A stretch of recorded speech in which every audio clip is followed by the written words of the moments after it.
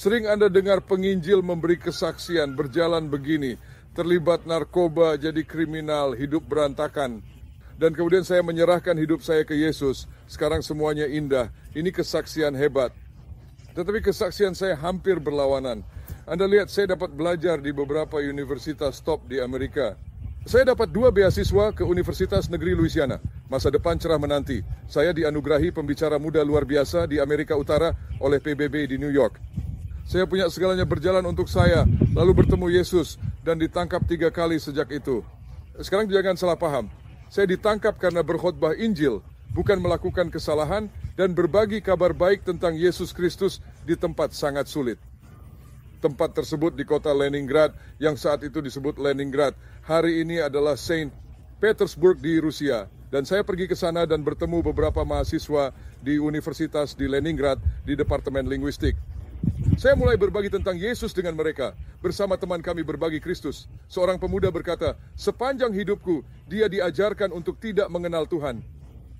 Saya tak pernah percaya pada Tuhan sampai 2 minggu lalu. Saat menatap langit, saya berpikir, ini terlalu banyak tatanan di alam semesta. Harus ada pencipta. Saya berdoa berkata, Tuhan, jika kau ada, bisakah kau menampakkan diri? Dan dia berkata, saya percaya Tuhan telah menjawab doa saya dengan mengirimkan Anda ke sini. Dan dia menyerahkan hatinya kepada Kristus, ingin kami memberitahu teman-temannya tentang Yesus. Dan begitu kami pergi, kami mulai bicara ke teman-temannya, memberitahu apa Kristus bisa lakukan untuk mereka. Para pria datang yang menangkap kami dan dibawa ke kantor. Selama 8 jam berikut kami diinterogasi. Kami diancam dengan penjara. Dan saya tidak akan pernah lupa. Mereka berkata, Anda harus menulis pengakuan atas kejahatan Anda. Dan aku berkata, apa kejahatan kita? Mereka bilang, menyelundupkan narkoba. Kami jawab, kami anti narkoba, tidak mengonsumsi. Mereka berkata, tidak, agama itu opium rakyat. Memberi agama pada orang sama dengan memberi mereka obat. Saya menulis pengakuan saya, dia selalu akan menjadi Tuhan. Dia datang ke bumi ini, hidup tanpa dosa, sempurna, suci, dan wafat di kayu salib untuk mengambil hukuman atas dosa-dosa kita. Pengakuan saya berpusat pada kebenaran ini. Dia bangkit dari kubur. Ketika Anda percaya padanya, hidup Anda berubah. Siapapun membaca ini, saya ingin Anda tahu, Anda bisa miliki Kristus. Kamu berdoa bersamaku. Saya tulis doa untuk mereka. Tak perlu dikatakan tidak berjalan baik. Tapi saya katakan kepada Anda, tak pernah terbayang dalam imajinasi saya bahwa menjadi Kristen akan ada orang yang menentang saya sedemikian rupa. Mereka ingin memenjarakan saya hanya karena saya berbagi tentang kasih Tuhan. Tapi saya ingin Anda tahu sesuatu.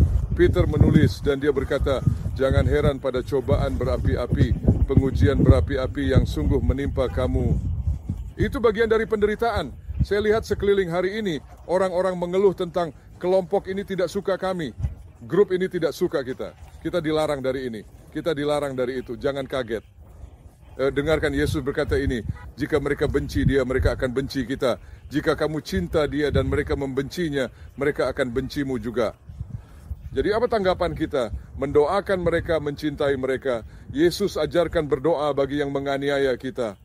Untuk memberkati, mencintai mereka, mencintai musuh kita.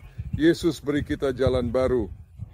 Jalan Kristus adalah jalan yang berbeda. Ya, ada ujian yang berat. Tetapi Yesus akan bersama kita di tengah api jadi pelindung kita.